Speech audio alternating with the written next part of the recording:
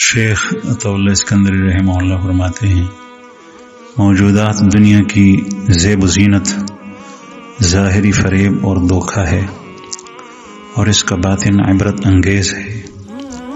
پس نفس تو اس کے ظاہری فریب کی طرف دیکھتا ہے اور قلب اس کی باطنی عبرت کی طرف نظر کرتا ہے. شیخ رحمہ اللہ فرمائی د دنیا کی جسم موجودات دی د دې د ظاهري ښکلا دا د دې فریب او دوکه ده او د دې باطن ډیر عبرت انگیز دی. نفس د دنیا په ظاهر پسې لاړ شي او هغې طرف ته هڅه کوي او حرص کوي او قلب د انسان زړه او ضمیر د باطنی خبرونه عبرت اخلي. فائدہ دنیا کی تمام چیزوں کی زیب و زینت ظاہری فریب اور دھوکہ ہے کہ نفس دھوکے میں آ کر ان چیزوں کے پیچھے پڑتا ہے اور آخرت کو بھول جاتا ہے اور باطن اور حقیقت ان چیزوں کی عبرتناک ہے اور یہ مضمون دنیا کی ہر شے میں ظاہر ہوتا ہے. دیکھو وہ کھانا کہ جس کے سروں پر رکھ کر لاتے ہیں اور دسترخوان پر چنا جاتا ہے کیسا اچھا معلوم ہوتا ہے، لیکن جب کھا لیتے ہیں تو اس کی حقیقت ایسی منقلب ہو جاتی ہے کہ اس کی طرف دیکھا بھی نہیں جاتا. لہذا ہر شے کو دیکھو کہ ظاہر اس کا چکنا چپڑا مزین ہے اور انجام اور حقیقت اس کی کچھ بھی نہیں ہے. پس نفس تو اس کی ظاہری چمک دمک دیکھ کر اس پر فریفتہ اور شیدا ہوتا ہے اور اس قدر فریفتگی اس پر بڑھتی ہے کہ دین اور شریعت کو بھی پسے پوش ڈالتا ہے اور قلب سلیم اس کی حقیقت کے فنا ہونا ہے اور باطنی عبرت کو دیکھنا ہے. تو اگر توفیق الہی شامل حال ہے اور عقل سلیم اس بندہ کو عطا ہوئی ہے تو نفس کو اس ظاہری چمک دمک سے روکتا ہے اور اس کا فنا ہونا اور لاشے ہونا پیش نشر ہو جاتا ہے اور اس پر اندھوں بہروں کی طرح ٹوٹ نہیں پڑتا بلکہ قدر ضرورت پر اکتفا کر کے الگ ہو جاتا ہے اور دائمی اور باقی رہنے والی دولت کے درپے ہوتا ہے. دا دنیا دا ظاہری زیب و زینت و دا غیر دا حقیقت مبارک دا یو خو دا دنیا دا بالکل سڑے ترکول نشی چه سڑے خوراک سکاک پریدی جوڑے جامی پریدی خپل خپلوان پریدی داسې نشي کولی ځکه چې دا د انسان ضرورت دی او حاجت دی او حاجت ضرورت چې تر څو پورې انسان ترلاسه نه کړي تر هغې پورې مقصد ته نشي رسېدی. مقصد د انسان د الله جل جلاله معرفت او د هغه بندګي ده. دنیا مثال داسې دی لکه د سخا ویڼی ده او لختی دی او هغه دومره پلن دی چې ته ترې ټوپ نشي والی.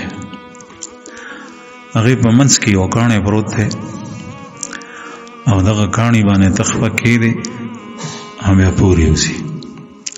چې پورې وځي نو پورې شنه باغونه دي، حسین او جمیل منظر دی، ګلونه دي، میوې دي او د نالۍ باندې چې پورې وځي نو یخ به په نالۍ کې کېدې په هغه کاڼي د پاسه بله غواړې. دغه کاڼی چې کوم په دې ویڼۍ کې په دې سخا نالۍ کې په دې سخا او ګندو اوبو کې په دې لښتي کې پروت دی دا ستا دنیا ده، ضرورتونه دي. اوس که یو سړی داسې وکړي چې په دې سخا اوبو کې په دې کاڼي د پاسه کښېني او دا خپې په دې اوبو کې کېږدي نو خلک به وایي دا لیونی دی. دنیا کې وخت رول دی او د دې نه همدغسې فایده اخیستل دي لکه څنګه چې دې کاڼی نه واخیست.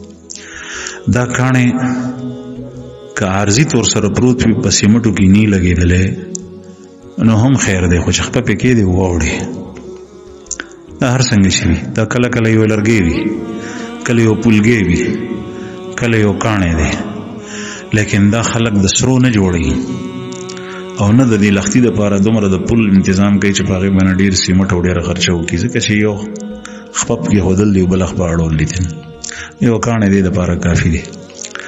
نو که چېرې دا څوک د سرو زرو د سپینو زرو جوړوي نو دا کوم عقلتوب دی. او کبدی باندې څوک کینی او د اوبو کې خپېخ کته کی او دا وبس خالي د کورونو بیړۍ نه راوتی نو دا کوم قلتوب نه لیونتوب ده ټول خلق بده تسبق ګوري.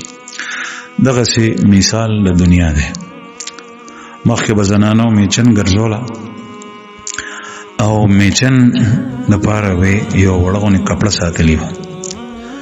هغه کپڑے ته به سپونه وي او په هغه سپونه باندې به میچن چې به کله وړکا دانه به وړکه په میچن باندې نو به هغه سپونه راوغشتنه باغې به هغه د میچر چې ګمګانو غیر شاپه وړو په کې پراتو باغې به وړ راوون کړ. د سپونه و دا وګړه وړه کپڑا وا سوري بوموا او دا و په دې وړو باندې ککړه وا. د دې دغه کارو نو دغه کپڑا ریخمینه نه ګلان به باندې نه بوټي به باندې نه دی کول ته به ضرورت نو ځکه چې هغه کوم کار د پاره استعمالېږي نو هغه مقصد پښلیدلی کپڑا هم حاصلېږي.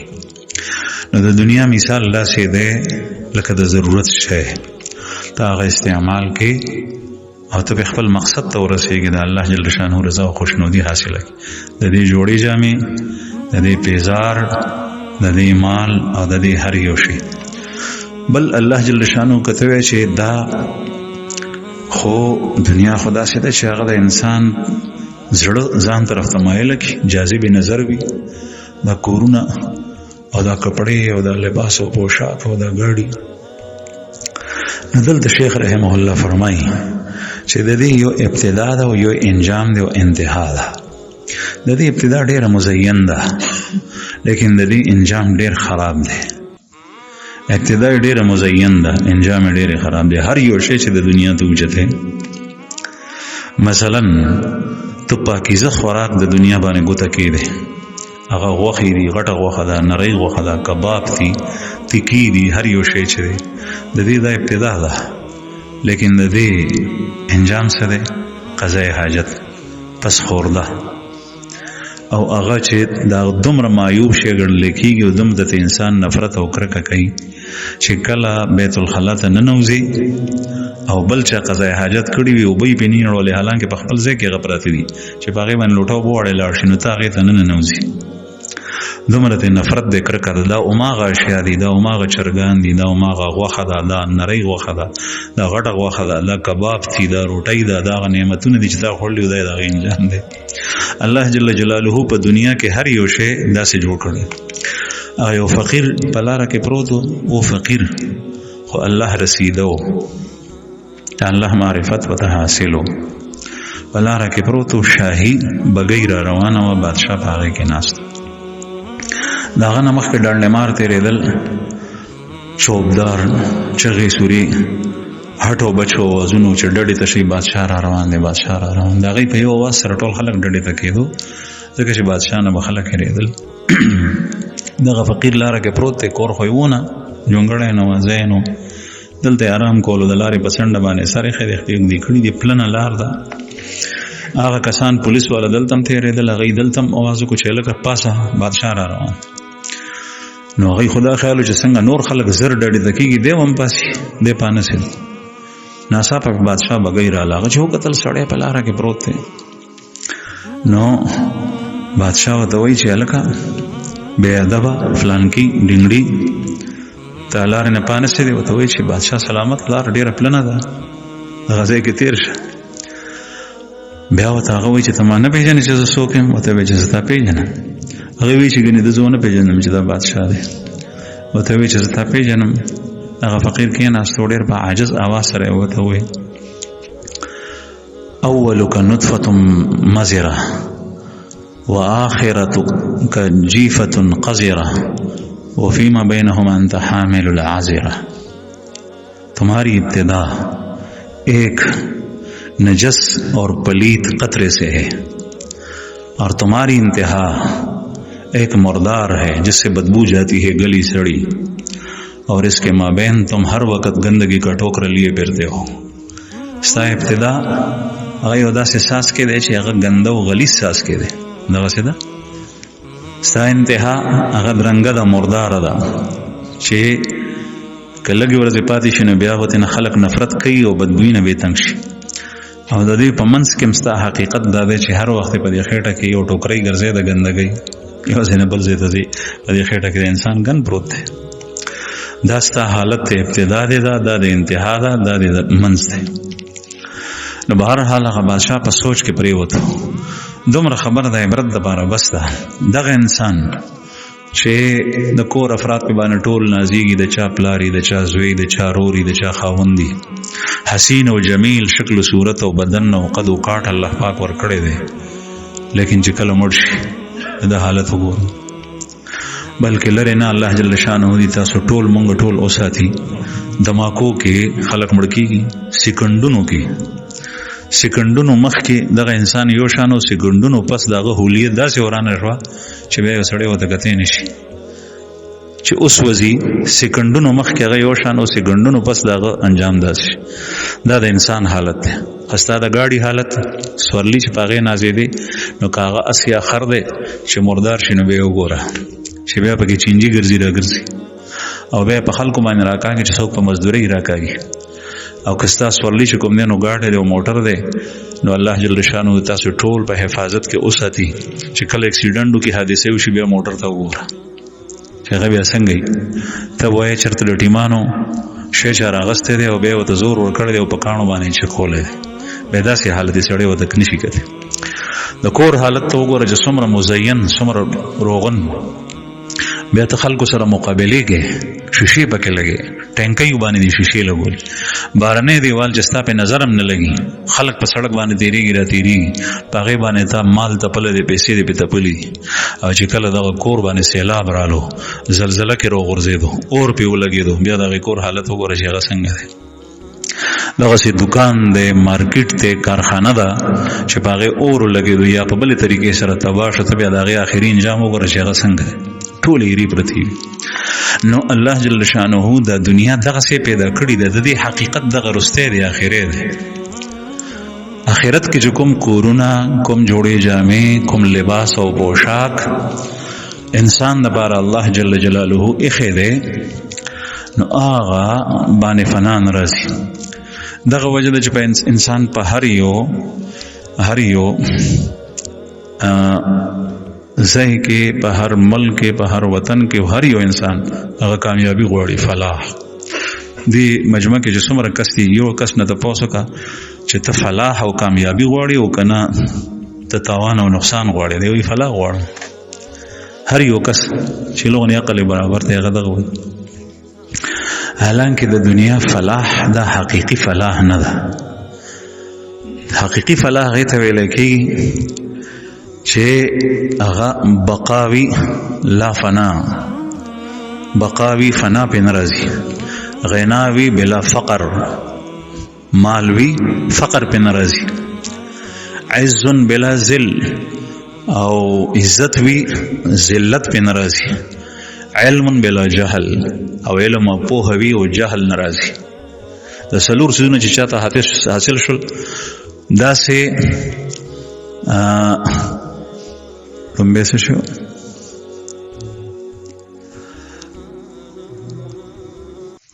داسې بقا دته حاصله شي چې په ده باندې فنا نه راځي. بقا څه ته وایي؟ یو سړی وایي چې زه دې همیشه وی. په دې ناسته پنډه کې چې کوم یو نه تپوس وکړي چې ستا یو کال عمر خوښ دی که 50 کال او 60 کاله دی، وایي 50 دی خوښ دی که 100 دی، وایي 100 دی خوښ دی که 200 دی، وایي 200 چې همیشه ژوند دی. هر یو انسان بقا غواړي. خو دنیا کې دې ته کامیابي وي، خو دنیا کې دا بقا نشته چې همیشه انسان ژوند دی. تاسو ته پته ده چې کله 100 کالو ته ورسېږي، ډېر کم خلک رسي 100 ته، 100 نه مخکې لاړ شي، وفات شي. دا د دنیا بقا ده. او د آخرت بقا چې کوم وی، نو هغه ده چې بلا فنا، په هغې باندې فنا نه راځي. سړی به همیشه وي، جنت کې به همیشه وي، په هغې باندې ختمېدل شته دی نه، فنا شته دی نه، مرګ شته دی نه. حدیث مبارک کې رسول الله صلی الله علیه وسلم فرمایي چې کله آخري جنتی جنت ته لاړ شي او آخري جهنمی جهنم ته لاړ شي، نو الله جل جلاله به مرګ د ګډ په شکل کې راولي. او الله پاک په هر څه باندې قادر دی. مرګ مونږ ته اوس نه ښکاري، هغه ورځ به مرګ د ګډ په شکل کې راشي. او د جنت او د جهنم په منځ کې به یو دیوال وي، سور، چې په هغې دیوال له پاسه به دغه ګډ ذبح کړی شي د الله په حکم سره. نو مرګ ذبح شو، مرګ باندې به مرګ راشي، مرګ به ختم شي.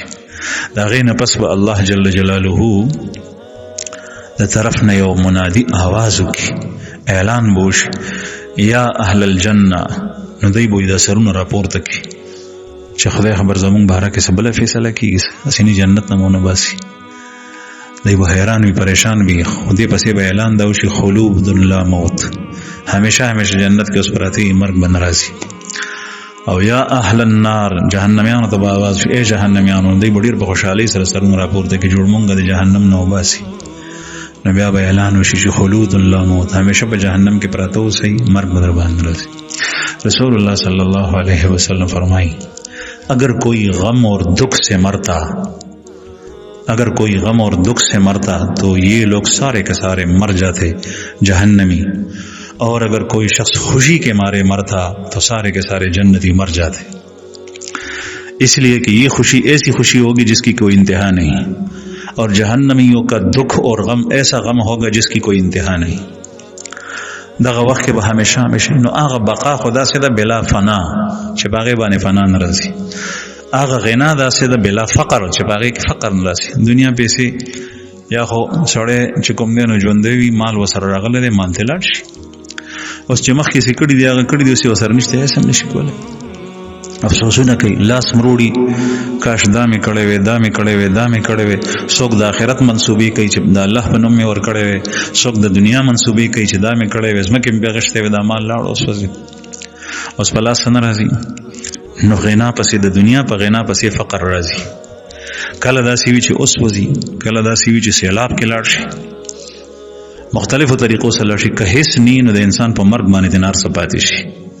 نو دا غنا د بلا او فقر وسره د تړلې ده، خامخا به فقیر کیږي. دا نواب، دا چودري، دا خان، دا ارباب، دا فلانکې، دا ډنګړې، دی به فقیر شي.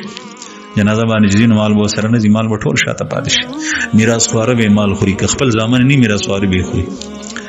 نو دا غنا ده، خو بلا فقر نه، در پسې فقر راځي. دا د انسان هغه فلاح دی چې دور پسې منډې والي. عز بلا ذل، د آخرت عزت داسې دی چې هغې پسې به ذلت نه راځي. روزانه به په عزت کې ترقي، په مال کې ترقي، په بقا همیشه وي، عزت کې به ترقي، معزز وي، هغې پسې به ذلت کله نه راځي. د دنیا عزت دغه دی چې یا وزیر اعظم او صدر یې په چیتر وولي، دا عزت دی، لیکن دې پسې ذلت راځي.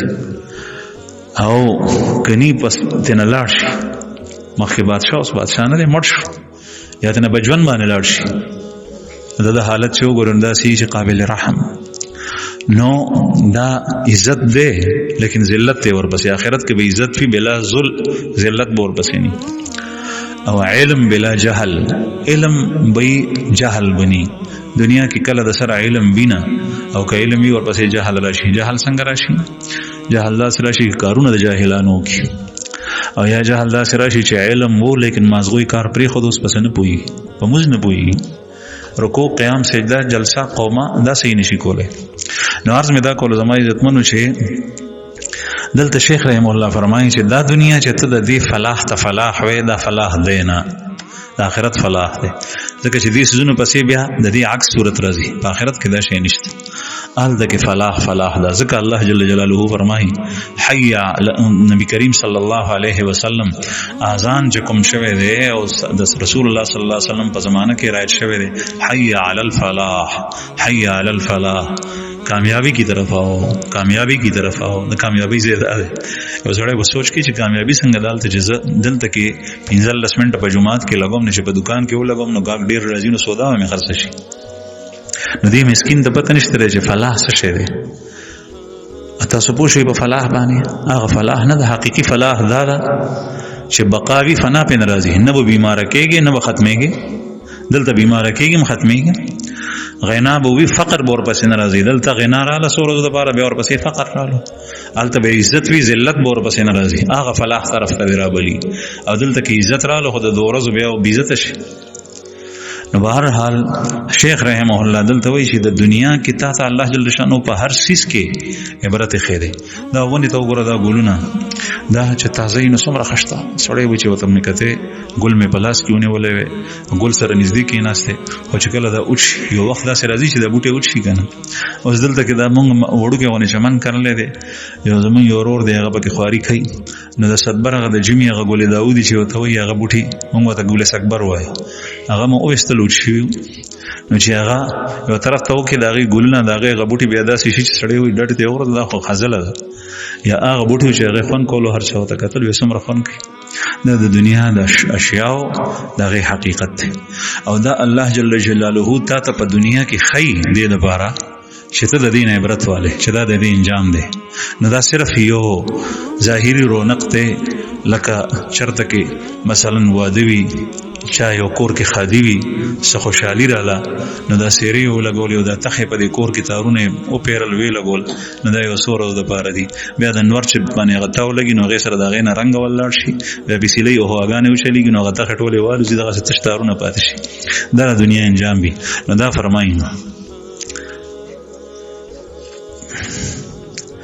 دنیا کی عزت کی حقیقت مال اور جاہ ہے، اور یہ دونوں چیزیں یا تو زندگی ہی میں آدمی سے جدا ہو جاتی ہیں اور یہ آدمی سے ان سے جدا ہو جاتا ہے. غرض یہ عزت فنا ہونے والی ہے، تو اگر تو نے ان چیزوں سے عزت حاصل کی یعنی دنیا کا مال اور مرتبہ اختیار کیا اور اپنے مولا سے غافل رہا تو اس تیری عزت کو بقا نہیں، اس لیے کہ جس سے عزت حاصل کی وہ خود فانی ہے. اور سچی اور باقی رہنے والی عزت یہ ہے کہ انسان کے قلب کو اسباب دنیوی سے تعلق نہ ہو اور قلب باقی رہنے والی ذات پاک کے تعلق کے ساتھ غنی ہو.